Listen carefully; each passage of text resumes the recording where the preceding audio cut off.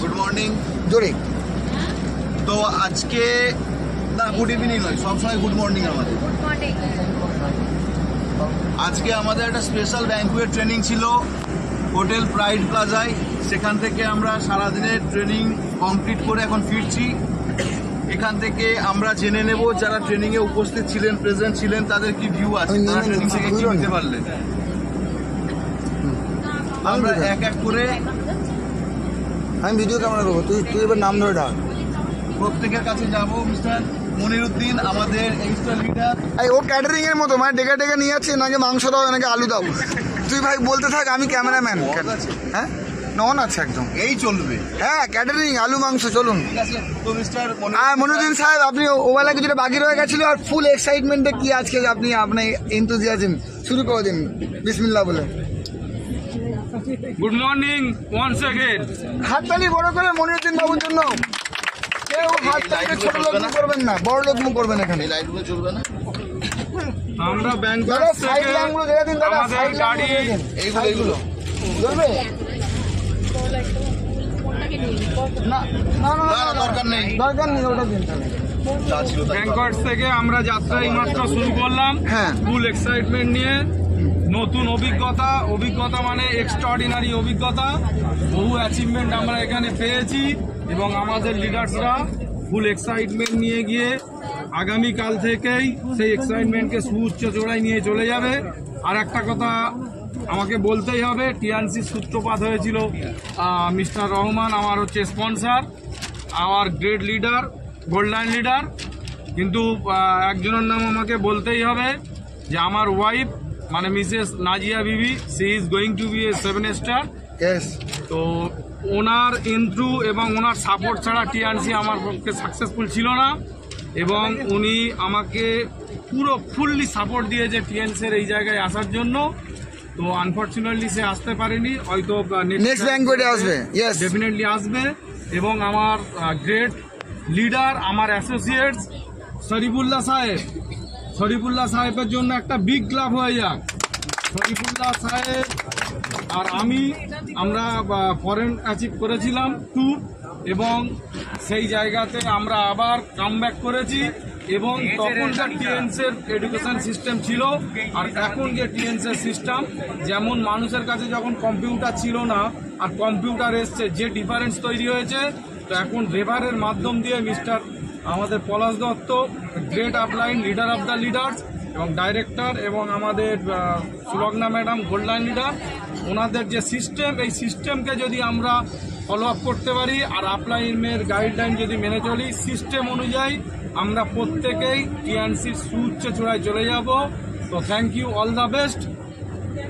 Thank you Moniruddin বাবুর জন্য বড় করে একটা হাততালি। আচ্ছা, আমি শরীফুল্লাহ বাবুর জন্য বড় করে হাততালি হয়ে যাক।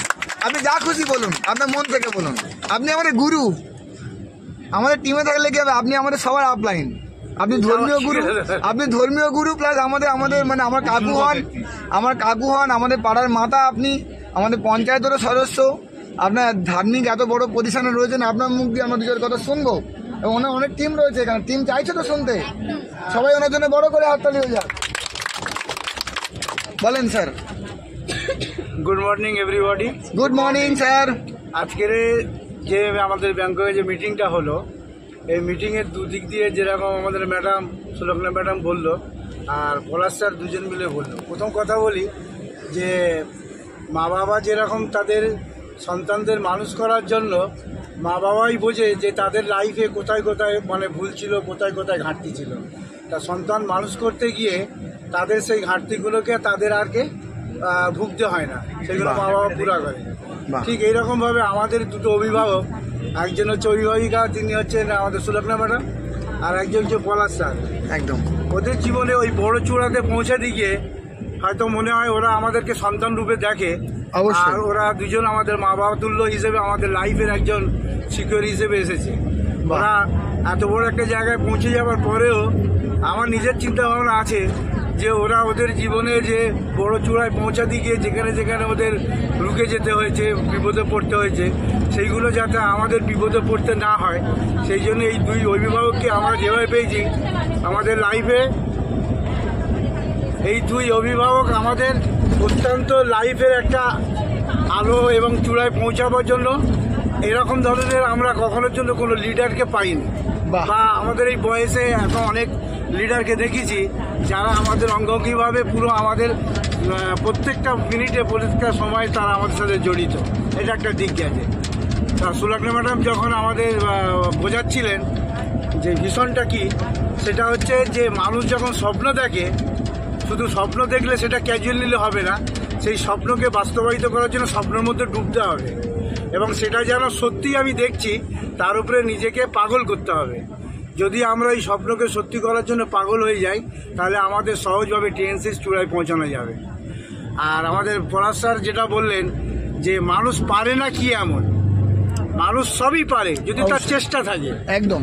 তো ওনার বক্তব্যের মধ্যে এটা বোঝা গেল যে টেন্সের মধ্যে একটা মানুষ সাবলীলভাবে এই পৃথিবীতে বেঁচে থাকার জন্য সচ্ছলতা, যে মান সম্মান, টাকা পয়সা, ঘর বাড়ি ইত্যাদি দরকার, তার জন্য তার স্বপ্ন দরকার। একদম। আর এই স্বপ্ন দেখার জন্য বা এত বড় একটা চূড়ায় পৌঁছাবার জন্য সে যদি মনে করে যে আমি এই স্বপ্নকে পুরা করব, ইনশাআল্লাহ। তার জন্য তাকে কি করতে হবে? জুনুন হতে হবে, পাগল হতে হবে, একদম। এর মধ্যে ডুবে যেতে হবে।